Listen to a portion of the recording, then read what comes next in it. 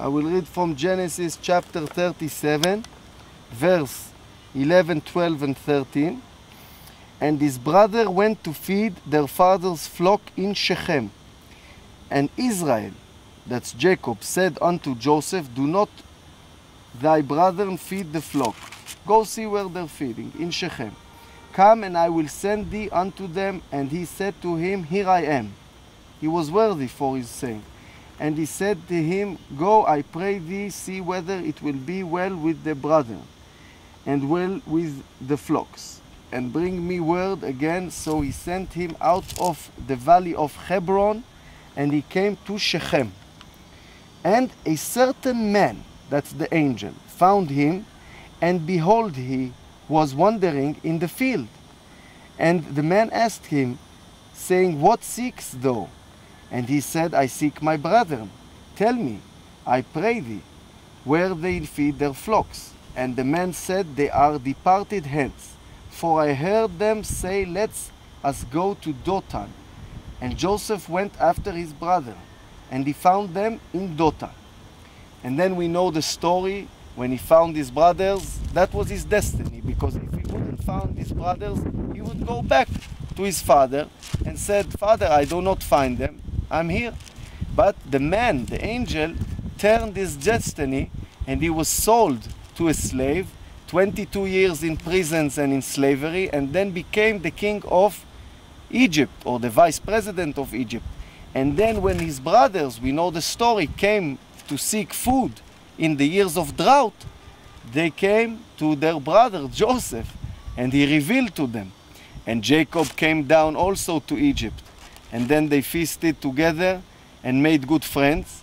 And later on, Joseph brings up his burial, his father's bones, to be buried in Ma'arat HaMachpelah in Hebron. And that is a story of destiny. Later on, of course, this area is very sacred, Mount Ebal and Mount Gerizim. We can see in the fifth book is called Deuteronomy. Yes, Deuteronomy. And in Re'eh,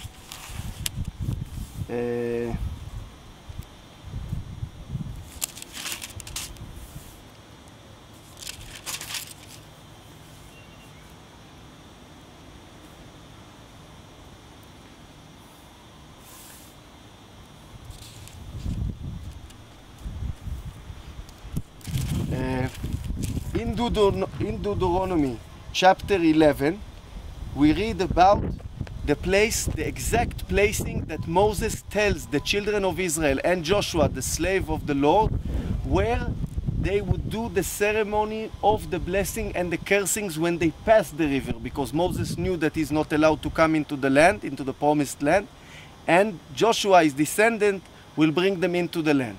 So it's written to us very, very uniquely here. Vaya ki aviacha. It's in chapter 11, Deuteronomy, verse 29. And it shall come to pass, when the Lord thy God hath brought thee in unto the land whither thou goest to possess it, that thou shalt put the blessing upon Mount Gerizim and the curse upon Mount Ebal. Are they not on the other side Jordan, by the way where the sun goes down, that's west, in the land of the Canaanites, which dwell in the Champaign over against Gilgal, besides the plains of Moreh. For you shall pass over Jordan to go in to possess the land which the Lord your God give thee, you, and you shall possess it and dwell there. This is the blessing of the land. This is the gateway to the land. When you look from the side, from east to west, you see these two mountains. They look to you like they are the gateway to come into the land, the promised land. And for us it's very significant. Later on, when Joshua comes to the land, he passes the Jordan River, and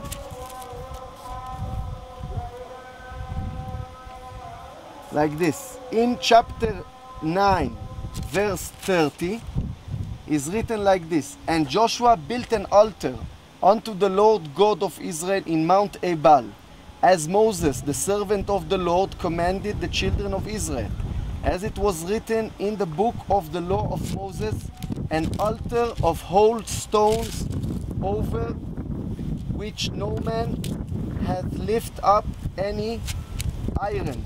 And they offered their own burnt offerings unto the Lord, and sacrifices, peace offerings. And he wrote there upon the stones a copy of the law of Moses, which he wrote in the presence of the children of Israel.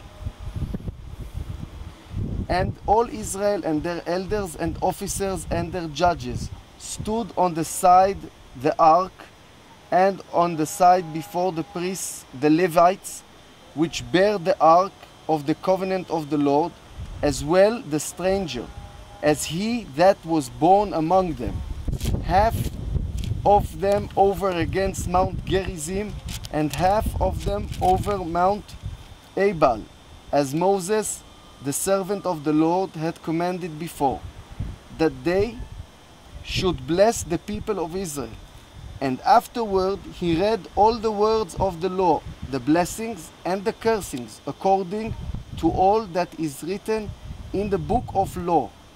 There was not a word of all that Moses is commanded which Joshua read not before all the congregation of Israel, with the women and the little ones and the strangers that were conversant in Shechem, in a parcel of ground which Jacob bought of the sons of Hamor, the father of Shechem, for 100 pieces of silver, and it became the inheritance of the children